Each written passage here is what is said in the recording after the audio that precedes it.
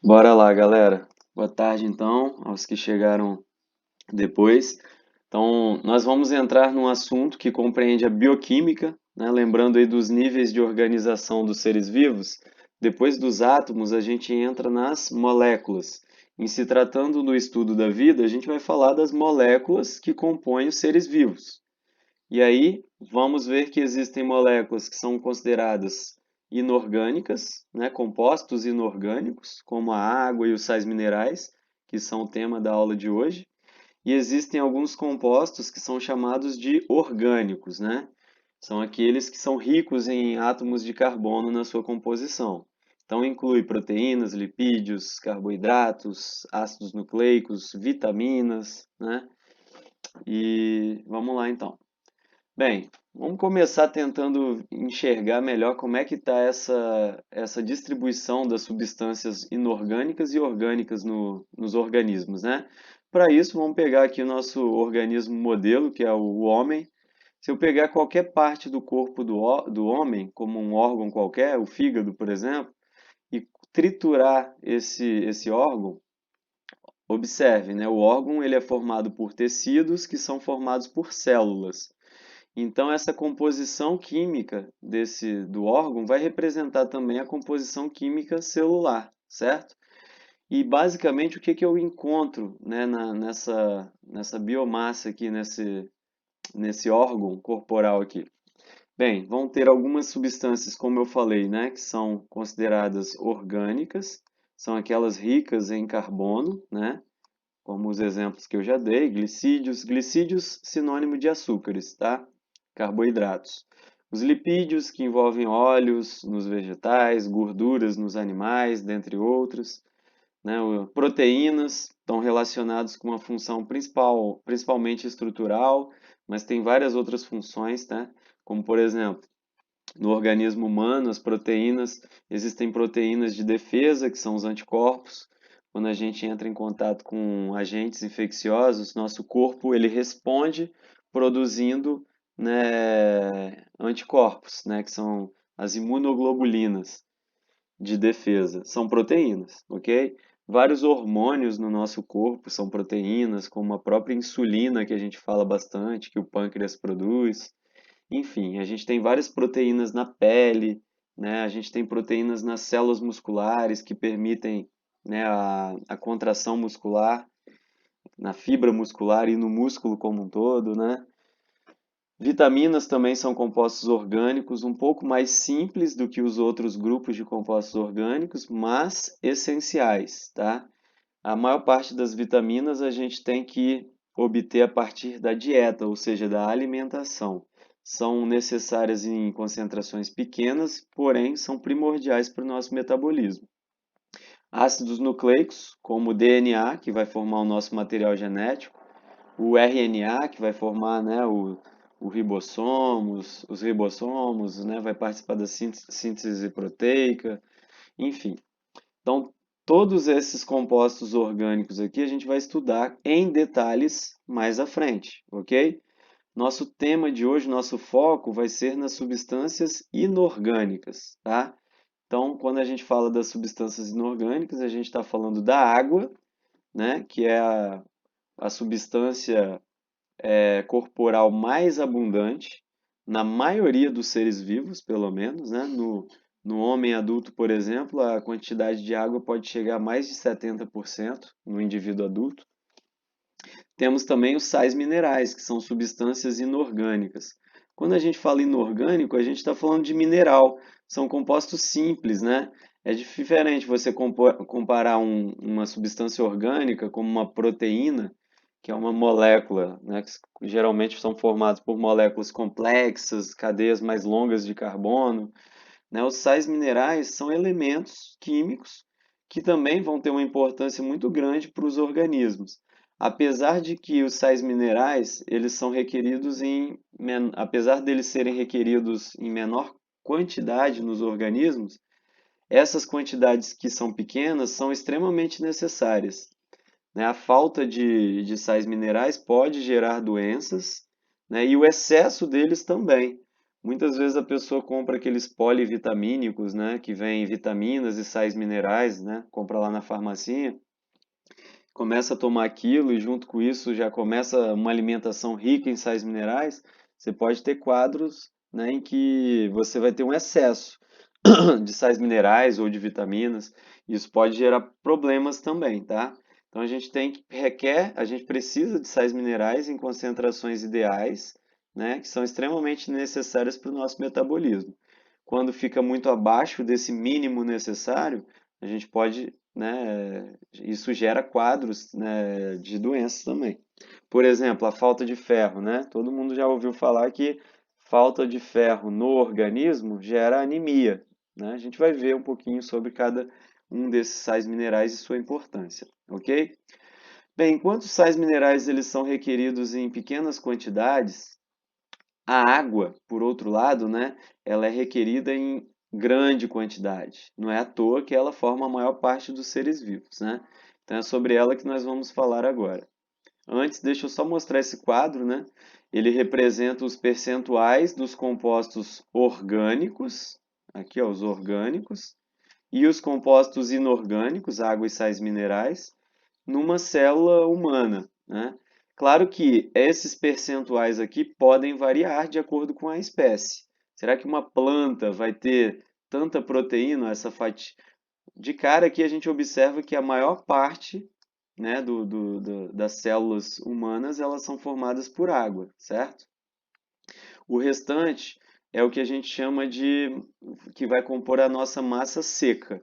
Então, tirando a água, o que sobra da nossa biomassa? Proteínas, lipídios, glicídios, ácidos nucleicos, sais minerais, né? Então, compostos orgânicos e os sais minerais. Bem, nos animais em geral, a quantidade de proteínas, né, é muito maior do que a de carboidratos. Agora, se isso aqui fosse uma planta, por exemplo, essas proporções mudariam um pouquinho, né? Nas plantas já vão ter um teor maior de glicídios, que são os carboidratos, do que de proteínas, tá? Então, essas proporções, que fique bem claro, elas variam de acordo com a espécie, tá? Bem, vamos à água. Antes de eu falar das funções biológicas que a água desempenha nos seres vivos, vamos falar um pouquinho sobre a característica da molécula de água e algumas das suas principais proteínas, né? Quando a gente visualiza a molécula de água, você pega um copo de água. Aquele líquido que tem ali, ele tem milhares, milhares, milhões, na verdade, né? Milhões de moléculas de água.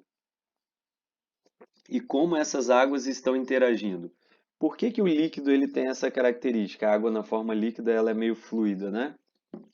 Bem, vamos começar falando da molécula, que a molécula, entendendo a estrutura molecular, a gente consegue entender muitas das propriedades da água. Bem, molécula de água ela é formada por dois átomos de hidrogênio, H2, né? E um átomo de oxigênio, H2O, certo? Bem, a estrutura espacial, isso vocês vão estudar na química, né? Mas é importante aqui a gente já falar. A estrutura espacial da molécula de água, ela tem o oxigênio em um dos lados, né? E o oxigênio, ele é negativo. E do outro lado, você tem as moléculas desculpa, os átomos de hidrogênio, que são positivos. H+, O-, certo? Entre os dois átomos de hidrogênio, existe um ângulo aqui de aproximadamente 104,5 graus, tá? É o ângulo que existe aqui entre, né, a ligação do hidrogênio com o oxigênio e do outro hidrogênio com o oxigênio, beleza? Então essa forma espacial faz com que a molécula de água ela possa ser dividida em duas partes, né? Um lado que contém o oxigênio, que vai ser o polo negativo, e o outro lado que vai conter os átomos de hidrogênio, que vão formar os polos positivos. Ou seja, a água ela tem polo negativo e positivo.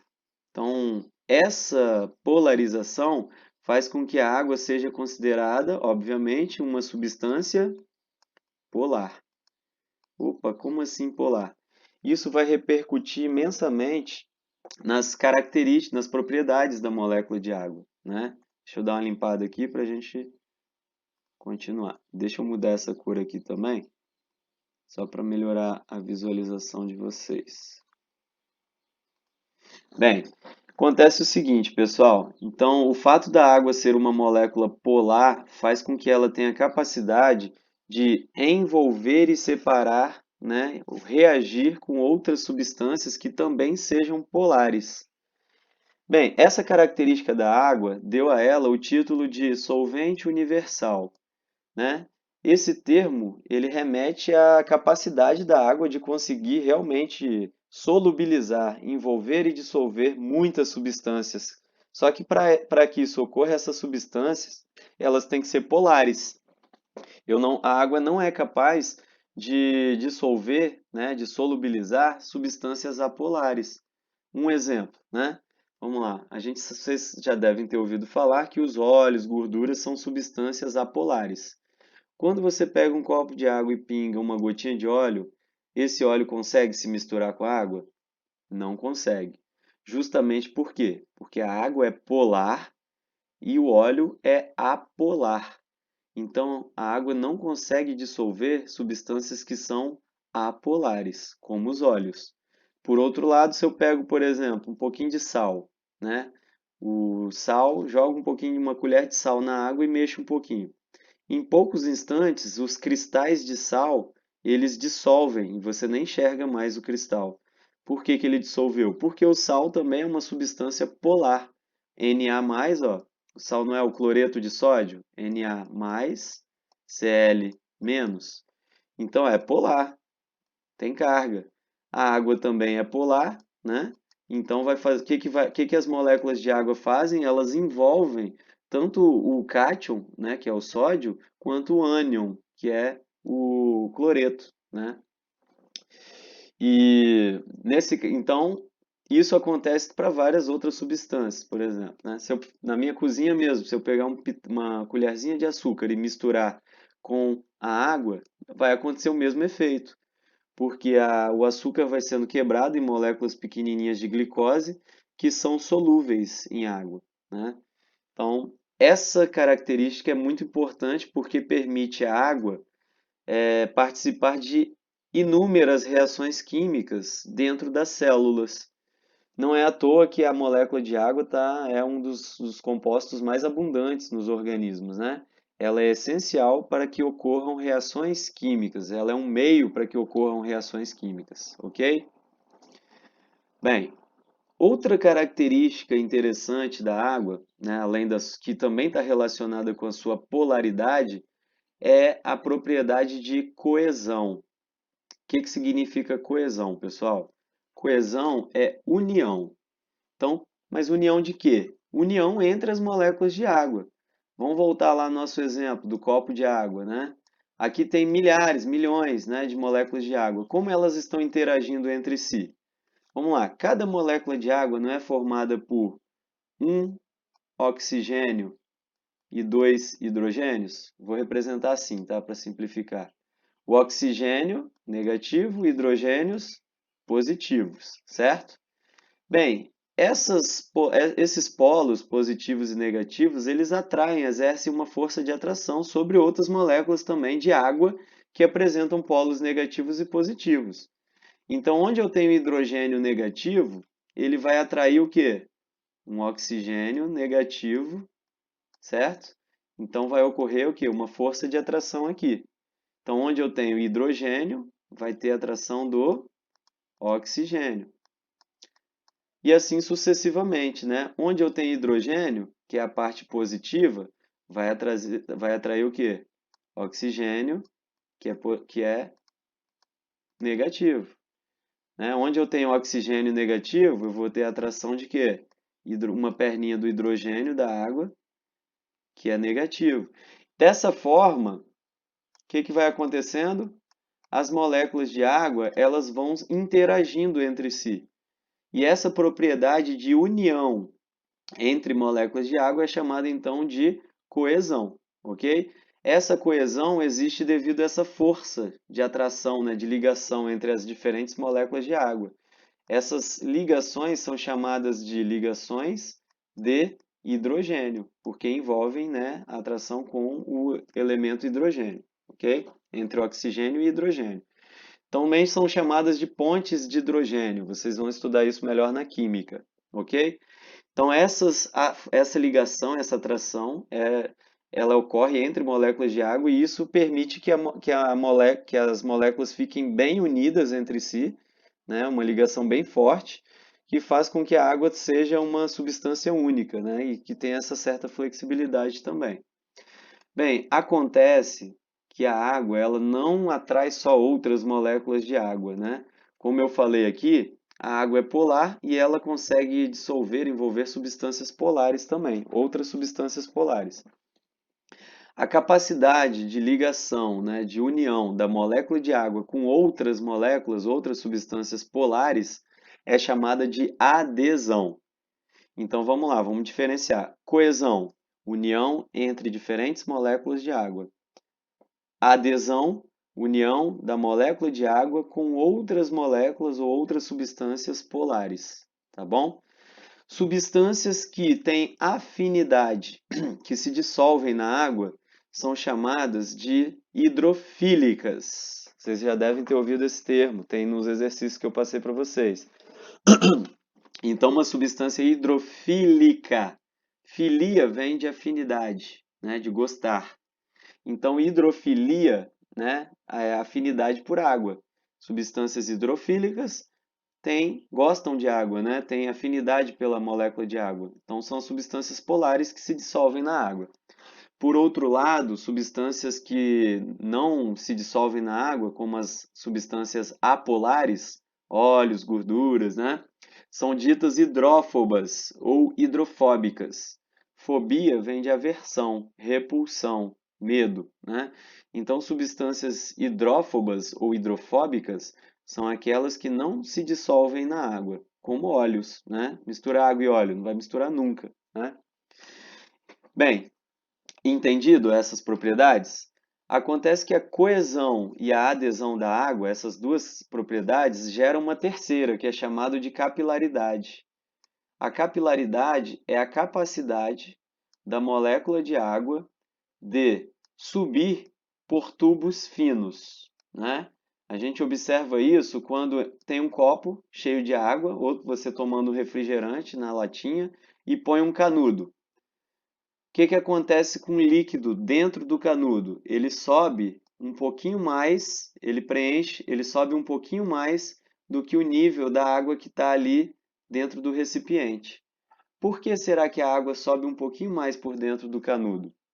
Por conta dessa propriedade chamada capilaridade, a capacidade de subir por tubos finos.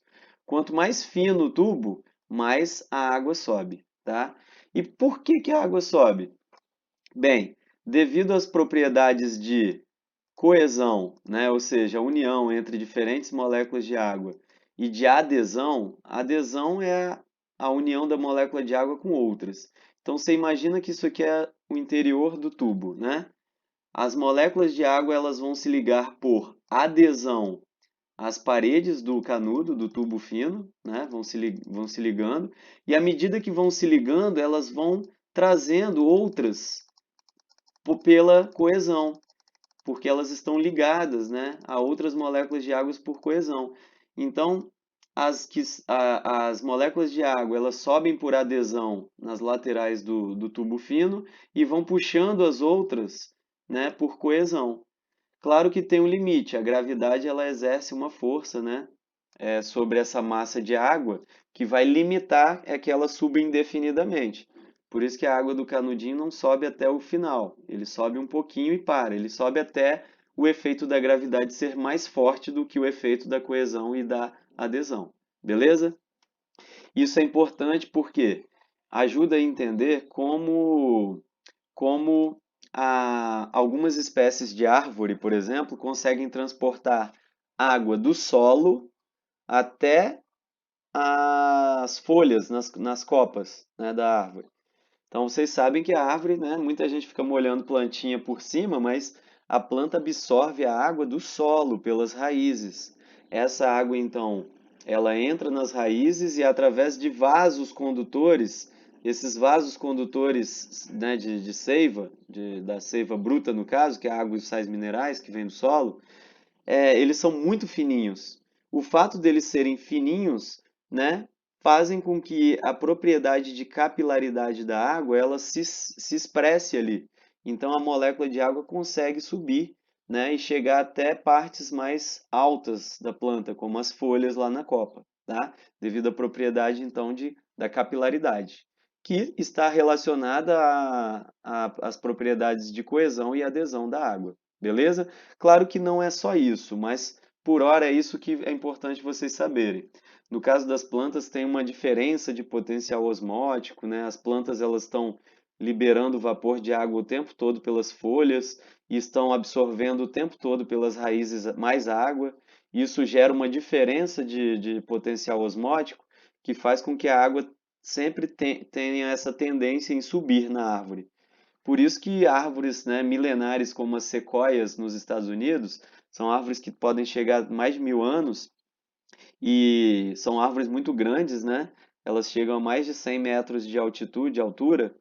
Por isso que elas conseguem, né, devido a essas propriedades da água, que elas conseguem levar, então, conduzir sais minerais dissolvidos e a própria água, né, das raízes até as folhas. Beleza? Bem, uma outra propriedade que eu quero destacar aqui para vocês é o fato da água ter um elevado calor específico, né? Não sei se vocês já ouviram falar de calor específico. O calor específico, ele está relacionado à quantidade de energia que determinado material, determinado corpo precisa receber para poder variar a sua temperatura. Resumindo, o que significa dizer que a água tem elevado calor específico? Significa dizer que ela precisa de muita energia para poder aumentar a temperatura dela e precisa também perder muita energia para ela resfriar, para ela perder calor. A gente consegue observar essa característica da água quando a gente vai na praia, né? Quando você chega na praia de manhã, pode estar aquele sol lá trincando, né? Areia fervendo, você tem que sair correndo para não pelar o pé, né? Até chegar ali perto da água. A areia quentaça e a água trincando de gelada. Por que será, né? Justamente porque a água ela demora muito para esquentar. Por mais que ela esteja ali em contato com a radiação solar, com o ar, né, que está mais quente, com a própria areia, né? Ela demora para poder absorver calor. Ela só vai esquentar, ela tem que ficar o dia inteiro, ela fica o dia inteiro fria e vai absorvendo calor. Lá no final do dia, quando o sol se põe, e aí a gente, né, quem já foi na praia à noite já sentiu essa sensação, né? Quando você mergulha no mar à noite, a água está quentinha. Aí você fala, uai, que doideira é essa, né? Que agora que não tem sol, a água está quente. É porque ela precisou do dia inteiro para absorver calor do sol, né? Para esquentar. E aí, quando o sol se põe, é o momento que ela está mais quente. E aí, o que vai acontecer a madrugada inteira, a noite inteira? Ela vai perdendo calor para a atmosfera, porque não tem mais sol, está de noite, a atmosfera mais fria e a água do mar tende a perder então calor. Ela vai perdendo calor. Nos primeiros horários do outro dia, da manhã, é o horário que a água está mais gelada, porque ela perdeu todo o calor que ela conseguia, certo? Então ela demora para esfriar e demora para esquentar. Isso é importantíssimo para manter a regulação térmica dos organismos, né? Por exemplo, o homem tem mais de 70% do corpo formado por água. E isso é essencial para que a gente consiga manter a temperatura corporal mais ou menos constante.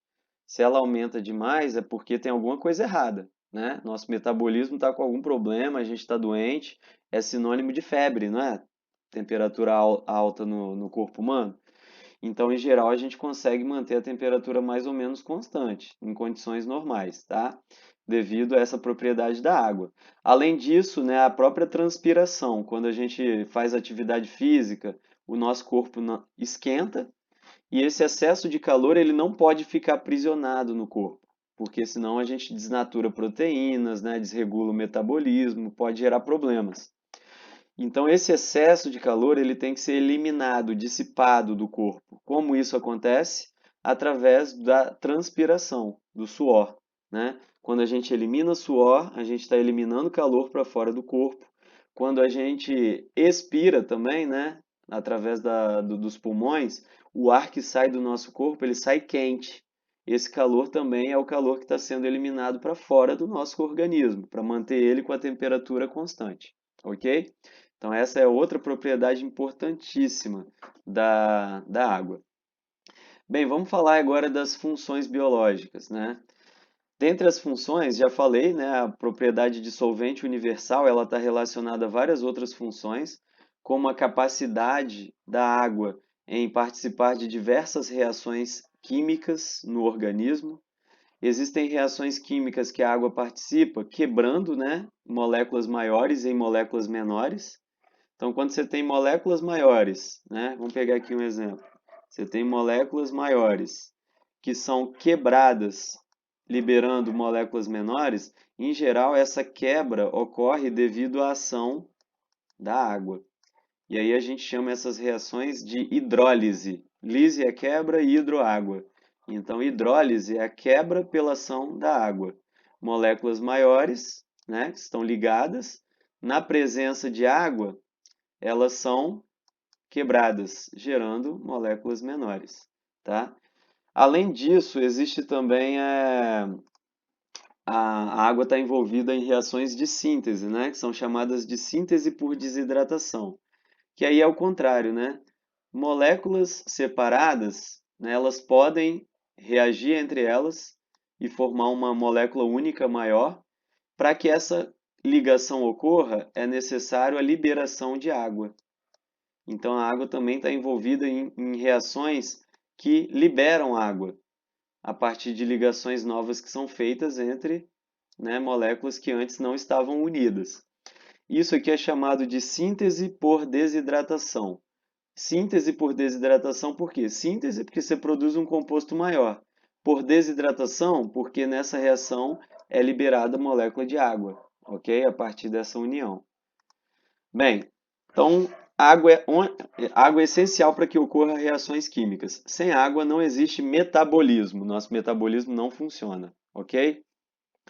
Bem, outra propriedade da água interessante, além de solvente, né, e de participar de reações químicas, como a gente falou, da questão do controle térmico, né, dos organismos, é que a água também atua como meio de transporte, né?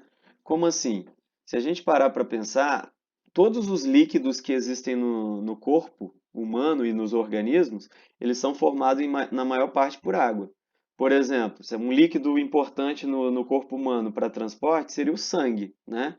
A gente tem não só sangue, existem outros fluidos, como a linfa, né, os líquidos, vários líquidos corporais, a lágrima, a saliva, né?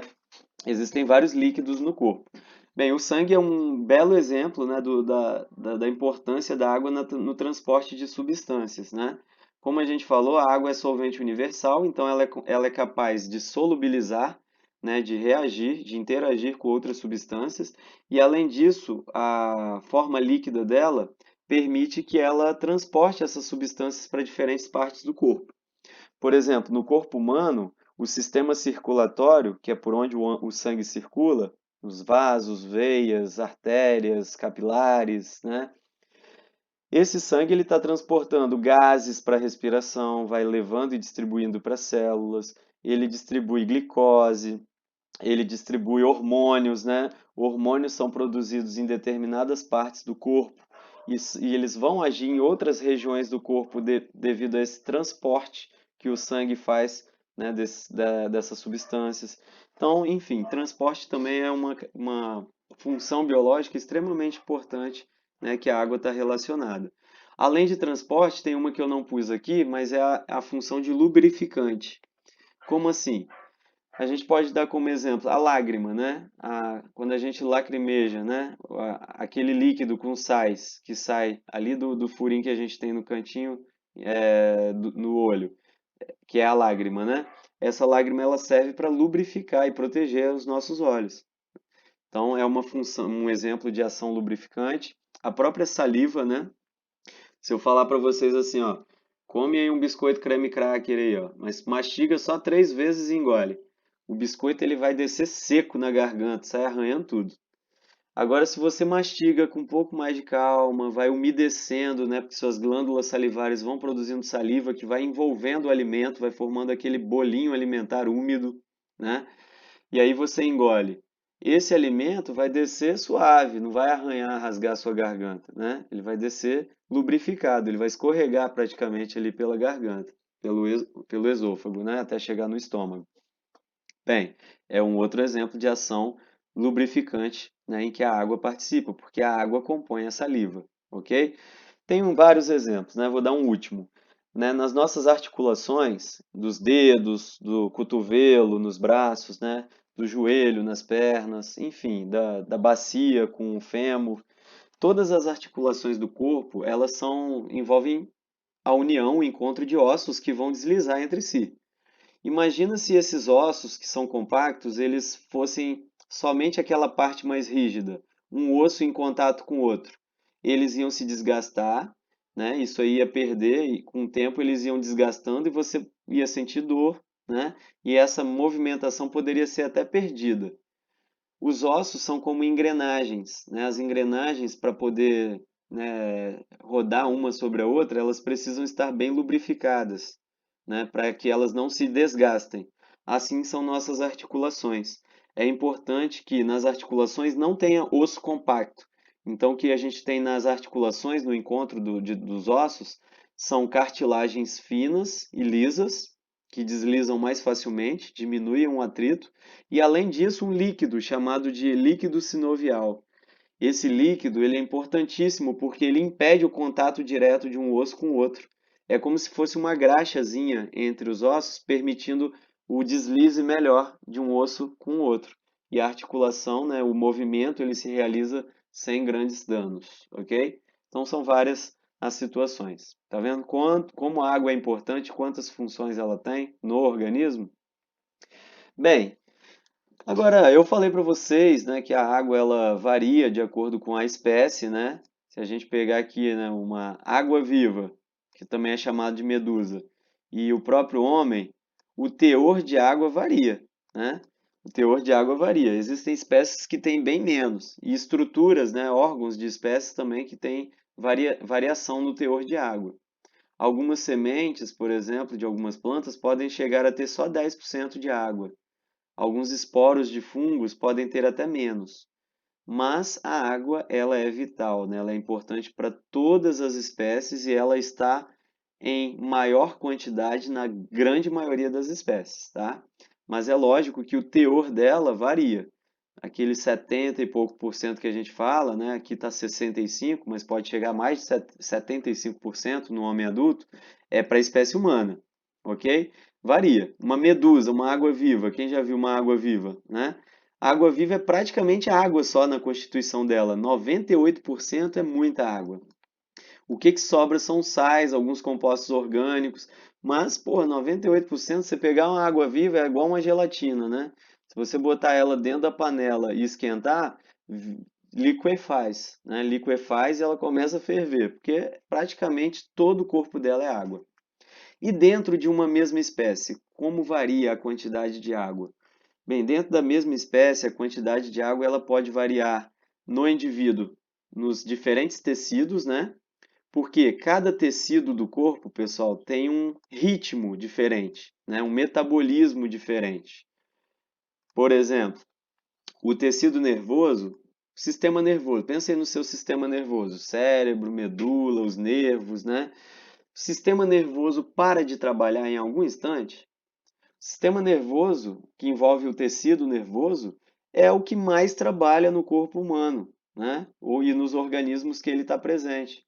Então, o tecido nervoso, neurônio, ele está ali trabalhando o tempo todo, ele precisa de energia o tempo todo, ele precisa de. Então, reações químicas estão ocorrendo o tempo todo. Para isso, ele precisa de água. Não é à toa que o tecido nervoso tem aproximadamente 85% de água na sua composição, tá? Diferente, por exemplo, do tecido esquelético, os ossos. Desculpa, o tecido ósseo, né? Sistema que forma o sistema esquelético. Um osso, né, pela própria estrutura, você já percebe que ele é mais seco, é mais compacto, deve ter menos água, né? Obviamente que cérebro, que músculo, por exemplo. E tem, bem menos, né? Mas lembrando que o osso não é uma estrutura morta, tá? O osso ele é mineralizado, ele é rico em minerais, ele é rígido, mas no seu interior tem células vivas que trabalham na manutenção desse osso, ok? Só que são células que trabalham bem menos do que um neurônio, do que uma fibra muscular, por exemplo, né?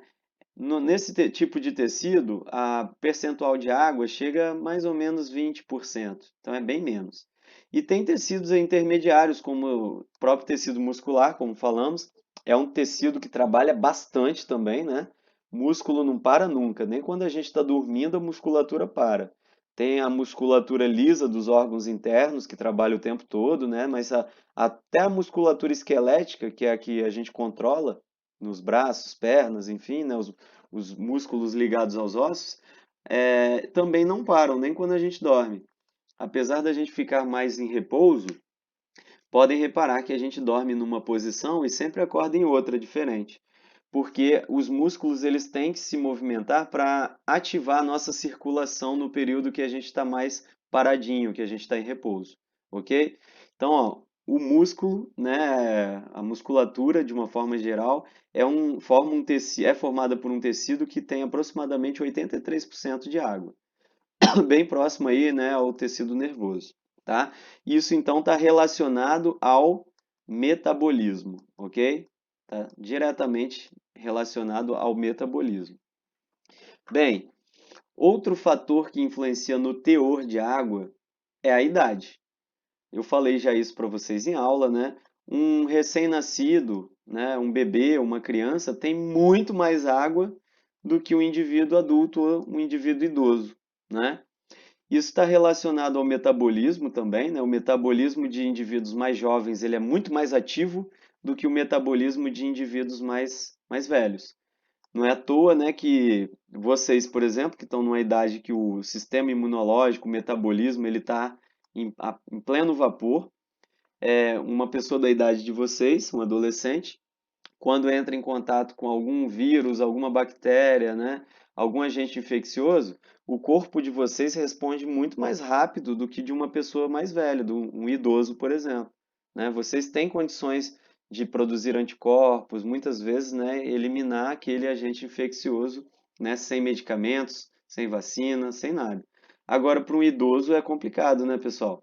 Esse é um dos motivos da gente estar fazendo campanha, né, do isolamento social para que evitar que o vírus do novo coronavírus se espalhe e chegue nessas populações mais idosas que representam realmente população de maior risco, tá? Até que se saia uma vacina. Bem, então essa diferença aqui é devido também ao metabolismo. Uma criança, aqui está embrião humano, né? Ainda está dentro do útero materno, mas vamos pegar um recém-nascido. Os ossos do recém-nascido ainda nem são compactos, né? São cartilagens. Por isso que tem todo aquele cuidado com o bebê para não cair no chão, né? Se bater a cabeça, existe a muleirinha, né? Que é aquela região que ainda não fechou do crânio, que é cartilagem. Se afundar pode, né? Atingir o cérebro, a parte do encéfalo, enfim, é perigoso mesmo. Então, à medida que vai crescendo, né, as cartilagens vão virando, vão dando espaço para os ossos compactos. E, enfim, a quantidade de água, o número de células vai aumentando, né, a gente vai crescendo de tamanho, mas o teor de água vai reduzindo. Um adulto chega a ter em torno aí de 65, 70%, como falado. Beleza? Galera, mais importante então era essa parte de água. A parte de sais minerais, eu vou ser bem sucinto.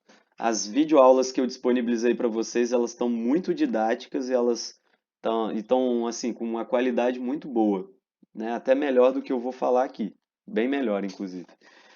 Então, o que que eu vou fazer? Vocês têm que assistir essas videoaulas. Quem não assistiu, por favor, assista antes de fazer as atividades avaliativas, né? Mas eu vou dar uma pincelada aqui mais no sentido de fazer uma revisão, porque o ideal, né, a aula mesmo foi o que eu postei. Se tiverem dúvidas, né, vocês podem falar, tá? Vamos lá então. Sais minerais a gente vai estudar ao longo de todo o ano. Então isso aqui é uma apresentação, digamos assim.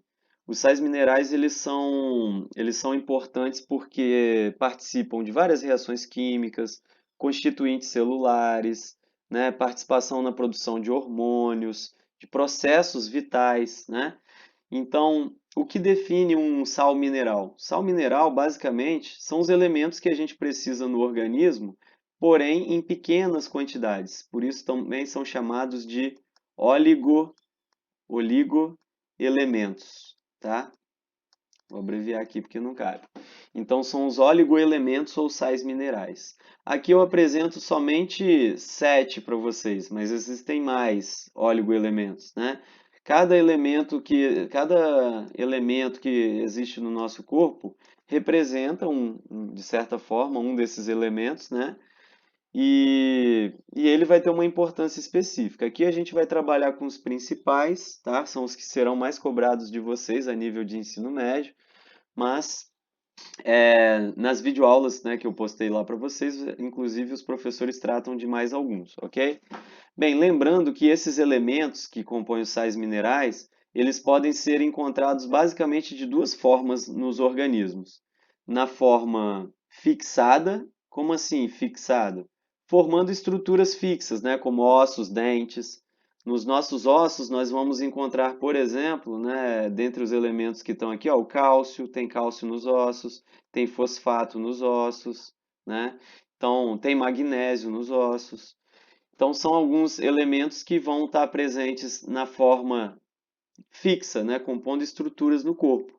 Mas esses elementos também estão presentes na forma iônica, ou seja, formando dissolvidos, formando íons. Íons positivos, né, que são chamados de cátions, e íons negativos, que são chamados de ânions, tá bom? Então a gente encontra, para começar, sais minerais dessas duas formas, fixas e na forma iônica, tá? Então, vamos apresentar alguns aqui para vocês e as suas principais funções. Vamos começar pelo magnésio. Bem, o magnésio, como eu falei para vocês, nos vertebrados, ele entra na constituição de ossos. Oh, meu Deus, ficou escuro, calma aí. Não valeu aqui não. Deixa eu... Então, nos vertebrados, né, o magnésio vai ser importantíssimo para constituir ossos, dentes, né? Nas plantas, o magnésio é extremamente importante para a fotossíntese, porque o magnésio ele compõe a molécula de clorofila. Clorofila é aquele pigmento da planta que é capaz de pegar a luz solar e converter em energia química, né, na forma de glicose, na fotossíntese. Então, olha a importância aí do magnésio para plantas, para algas, para cianobactérias no processo fotossintético, tá bom? Além disso, no corpo humano, o magnésio ele entra na constituição do cérebro e músculos, né? E também está relacionado a alguns mecanismos de contração muscular. Então, o músculo ele contrai e relaxa graças à presença de alguns desses sais minerais, um deles, o magnésio, ok? Como eu falei, isso é uma apresentação breve, tá, gente? À medida que a gente for estudando os conteúdos, nós vamos voltar, né? Por exemplo, quando for falar de célula muscular, vamos ter que voltar aqui no magnésio, não tem jeito. Quando a gente estiver falando de fotossíntese, vamos ter que falar do magnésio novamente, tá? Então, isso aqui é uma apresentação. Isso é cobrado a nível de Enem, muitas vezes, relacionando a função, principal função, que é o que eu estou mostrando aqui, desses elementos, e os alimentos em que eles são encontrados. Eu vou mostrar para vocês uma tabelinha daqui a pouco no final dessa aula, beleza? Bem, outro sal mineral extremamente importante é o sódio.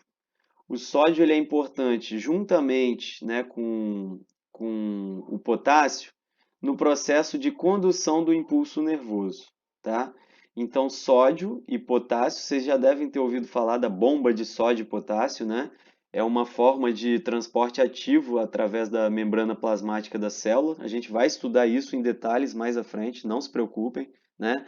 Basta entender agora que tanto o sódio quanto o potássio, a concentração deles dentro e fora da célula é extremamente importante para gerar uma diferença de potencial, né, elétrico que vai permitir a condução do impulso nervoso. Como isso funciona, né? Como que esses sais são lançados para dentro e para fora e a proporção deles na célula, a gente vai ver mais à frente, ok? Importante, por enquanto, é lembrar que eles têm uma função relacionada à condução do impulso nervoso. Além disso, esses sais têm, como o sódio principalmente, tem uma importância muito grande na regulação osmótica ou hídrica da célula. O que é regulação osmótica ou hídrica? O controle de água, né? Vocês já ouviram falar que isso também influencia, por exemplo, na pressão, né? Vocês sabem que uma pessoa que come muito sal fica com pressão alta, né? A pressão dela tende a subir. Por quê? O sal, esses sais, principalmente o sódio, ele tem uma afinidade tão grande por água que onde ele está, ele puxa água. Se você ingere alimento com muito sal, esse sal ele entra na sua corrente sanguínea, e no sangue, esse sal ele vai fazer com que ele puxe mais água para dentro dos nossos vasos sanguíneos. E quando entra mais água para compor o sangue, é como se fosse uma mangueira em que eu abro a torneira e prendo a saída de água da mangueira. Não vai aumentar a pressão da água ali dentro da mangueira, porque aumenta o volume de água? Os nossos vasos sanguíneos é assim também.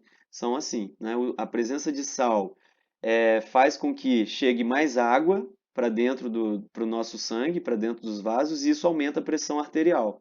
E é um perigo, né, pessoal? Então, esse controle hídrico tem relação com a passagem mesmo de água, né? Para dentro da célula, para fora da célula, para o sangue, né? Nos diferentes compartimentos do organismo. Bem, o ferro ele é um constituinte importantíssimo de uma proteína chamada hemoglobina.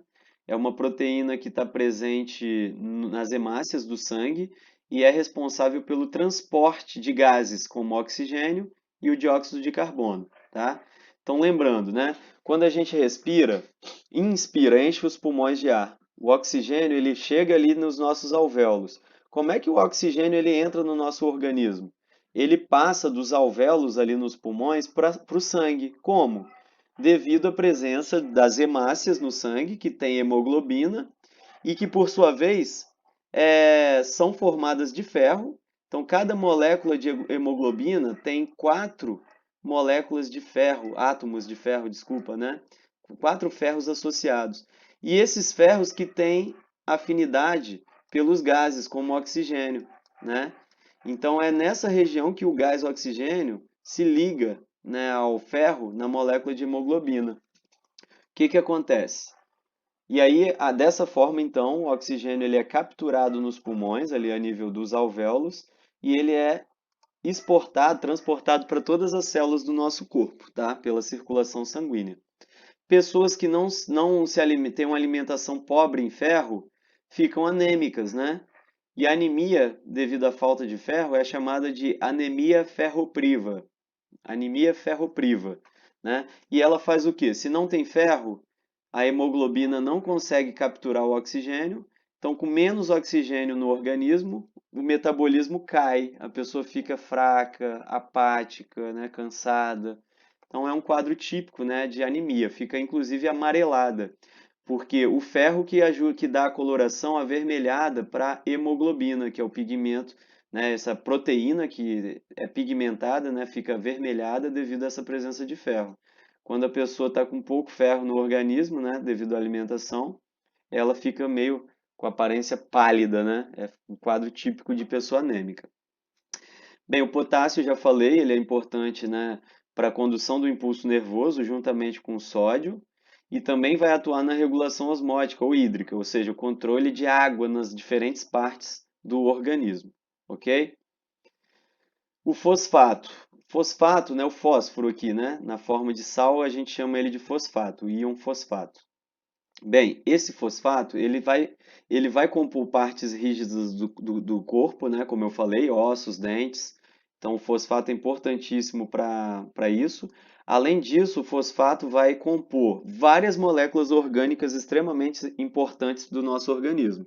O próprio material genético ele tem fosfato, tá? Então, lá no nosso DNA tem a presença de fosfato. No RNA também tem fosfato. No ATP, que é a moeda energética da célula, também tem fosfato. Além disso, o fosfato ele vai entrar na composição dos fosfolipídios, a gente vai estudar, né, sobre isso na próxima quinzena. Fosfolipídios. Esses fosfolipídios, fósforo vem então aqui do fósforo, né, do fosfato, lipídios. Essas moléculas elas vão compor aquela membrana plasmática que envolve a célula, tá? É uma bicamada de fosfolipídios. Então é importantíssimo, né, o fosfato. Por isso que fósforo é importante em grande quantidade no nosso corpo. Vai compor várias moléculas orgânicas que são extremamente importantes, tá bom? Iodo, o iodo é um elemento que a gente precisa em pequenas doses, mas extremamente importante. O iodo ele vai entrar na composição dos hormônios que são produzidos naquela glândulazinha que nós temos no pescoço, que é chamado de tireoide, tá? Essa glândula tireoide ela é responsável pela produção dos hormônios T3 e T4. Ambos hormônios só conseguem ser produzidos na presença de iodo. O iodo entra na composição desses hormônios. E o que esses hormônios fazem no organismo? Eles nada mais, nada menos do que agem diretamente no nosso metabolismo. Então, reações, né, envolvendo o metabolismo, né, o crescimento, o desenvolvimento do organismo está atrelado à produção desses hormônios. Se a pessoa não ingere iodo na alimentação, ela não consegue produzir os hormônios da tireoide, e aí a glândula, o que que acontece? Aumenta de tamanho. A pessoa, né, fica com aquele pescoço com uma bola no meio, que é chamado de papeira, né, ou de bócio endêmico. Essa papeira ou bócio endêmico no pescoço, ela, em geral, ela ocorre devido à falta de iodo na alimentação, tá? Bem, como é que a gente tentou resolver isso? Populações mais do interior né, dos países, aqui no Brasil aconteceu isso, por exemplo, tem menor acesso. Onde que a gente encontra iodo? Iodo é muito comum em alimentos de origem marinha. Então, peixe de água salgada, né? Mexilhão, crustáceo, caranguejo, tudo isso de água marinha tem iodo, ok? Bem, pessoas que moram mais longe do litoral, às vezes têm menos acesso a alimentos, a frutos do mar. Antigamente, essas pessoas não se alimentavam, não tinham uma fonte rica de iodo, e a falta de iodo gerava o bócio endêmico em pessoas que moravam no interior. Hoje em dia isso não acontece mais, né? Por quê? Porque o sal de cozinha que nós utilizamos na alimentação, ele é um sal iodado, né? A Organização Mundial da Saúde orienta isso, né? E o Ministério da Saúde do Brasil, né, já obrigou há muitos anos atrás que fosse incluído iodo no sal de cozinha. Praticamente, né, todo mundo usa o sal de cozinha para cozinhar, para preparar os alimentos, para temperar. E esse sal, então, já tem a quantidade ideal de iodo para que as necessidades do organismo sejam atendidas e não ocorra, né, o hipotiroidismo, né, e o crescimento da tireoide no pescoço, ok? Por fim, aqui, não menos importante, o cálcio. O cálcio ele é importantíssimo porque também entra na composição de ossos e dentes. Olha uma dica aí, ó. Pergunta de prova, vocês estão vendo que mais de um elemento aqui, ele é importante e entra na composição de ossos e dentes. Então, se perguntar uma função, é uma função ímpar, né? Uma função que vale a pena vocês lembrarem, porque aí está atrelada a mais de um elemento químico, né? Bem, o cálcio é importantíssimo, óbvio, para ossos e dentes, também vai participar da coagulação, do processo de coagulação sanguínea, tá? O cálcio, né, a gente vai estudar isso mais para frente, como ocorre, mas todo aquele processo de coagulação e formação e cicatrização, formação da casquinha, né, ele envolve, em uma das etapas, ele envolve, na verdade, várias transformações, né, várias enzimas que vão agindo ali para formar o coágulo, né, desde da chegada ali das plaquetas no ferimento, mas o cálcio ele é extremamente importante para que essas reações ocorram, ok? Então, ter pouco cálcio, a pessoa pode ficar inclusive com uma hemorragia, né? Porque se ela tiver um sangramento interno, esse sangramento pode não cicatrizar e a pessoa está perdendo sangue sem saber. Um ferimento externo também, né? Vai demorar muito mais para cicatrizar do que o normal, se a pessoa tiver baixa concentração de cálcio no organismo, tá? Além disso, o cálcio também atua na contração muscular. Para contrair o músculo, né, proteínas chamadas de actina e miosina, elas escorregam entre si. E para gerar essa contração da fibra muscular na célula, né, o cálcio ele também vai participar desse processo. E isso aqui é uma das coisas que a gente vai estudar mais para frente. Por hora, o que que vocês têm que saber? Associar cada nutriente, cada elemento desse à sua principal função. E uma outra coisa que cai quando está abordando só sais minerais são as fontes alimentares, né? Onde que a gente encontra cada um desses elementos. Então, vou destacar alguns aqui que são, né, mais importantes e são mais cobrados, né? O potássio, ele está presente em frutas cítricas, né, na banana, peixe, carne. Ah, uma dica para vocês, para o Enem, né, lá na frente. Se cair qualquer coisa vinculada a isso e perguntar fonte de alimento, existem três alimentos que são os mais ricos em termos de elementos químicos, né? De nutrientes, de sais minerais. É o leite, ovo e carne, tá? Leite, ovos e carnes são três alimentos que têm a maioria dos sais minerais. Então, uma regrinha, né, que ajuda vocês a não errarem. Ah, será qual que tem? Tem qual é a fonte desse? Qual é a fonte daquele outro? Né? Leite, carne e ovos são considerados alimentos completos, porque tem, né, a grande maioria, grande parte dos sais minerais, ok? Bem, a falta de potássio pode causar o quê? Problema muscular e no sistema nervoso, porque a gente viu que ele age na condução do impulso nervoso e também na contração da musculatura. Ele está envolvido, ok? O sódio, ele é uma fonte de sódio, Na+, né, o sal. O próprio sal de cozinha. A falta de sódio pode gerar o quê? Problemas no sistema nervoso. A gente viu que o sódio e o potássio, eles atuam juntos na condução do impulso nervoso. Se tem falta de algum deles, vai ter problema aí, né, em termos de condução de impulso nervoso, pode ter, algum órgão pode não estar sendo atendido pela rede de neurônios que o organismo possui, ok? O iodo, já falamos bastante, né? O iodo também está presente em sal de cozinha atualmente, mas não porque o sal tem naturalmente, ele é adicionado, tá bom? Ao sal de cozinha comercial. Mas além desses, ó, frutos do mar, peixe, né? Sururu, camarão, perna-perna, tudo isso aí tem iodo também. A falta dele causa o bócio endêmico, que é a inflamação na tireoide, que fica aquela papeira que eu falei, e caracteriza um quadro chamado de cretinismo. É uma deficiência na fala e aprendizagem. Como o metabolismo da pessoa cai muito devido à falta de hormônio T3 e T4, a pessoa fica mais lenta, raciocínio lento, apática, cansada, lesada, né? Parece que está morrendo. Então é um quadro, né, que é chamado de cretinismo. Ferro, ferro vocês sabem, né? Bem conhecido. Fígado, né? Carne em geral tem ferro, espinafre, né? Aqueles vegetais com a cor verde mais escura, espinafre, couve, brócolis, ovo, feijão, né? Um feijão feito naquela panela de aço, de ferro mesmo, ajuda a enriquecer ele mais ainda com ferro. Açaí, então são alimentos, né, que a gente tem à disposição para não ficar anêmico. A falta desse elemento causa anemia ferropriva, como eu falei, devido à deficiência na produção da hemoglobina, né, na formação da hemoglobina, que entra o ferro, como eu mostrei para vocês. E o cálcio, para finalizar, cálcio está presente em leite, queijo, iogurte, coalhada, ovos, né, enfim. Cálcio também é presente em vários alimentos. E a falta dele pode, né, causar, né, enfraquecimento dos dentes, né? E essa baixa resistência, isso vai deixar os dentes menos resistentes e mais sujeitos a cárie, né? Cárie dentária. Ossos fracos, podendo causar em adultos osteoporose, né?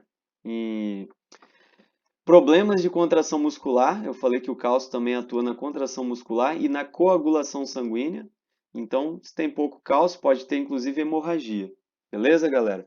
Gente, esses são os sais minerais que eu separei aqui para vocês.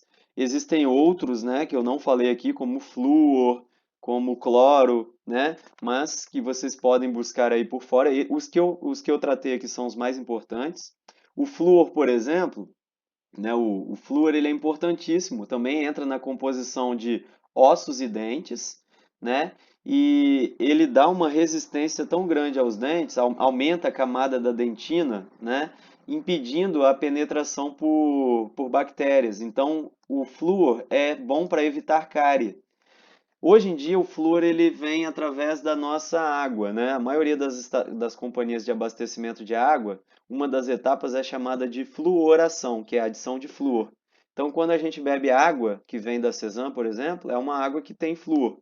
E isso ajuda a combater a cárie dentária, né, de uma forma geral na população, ok? Eu acho que era isso. Deixa eu ver se tem mais alguma. Eu pedi para vocês realizarem a. Deixa eu só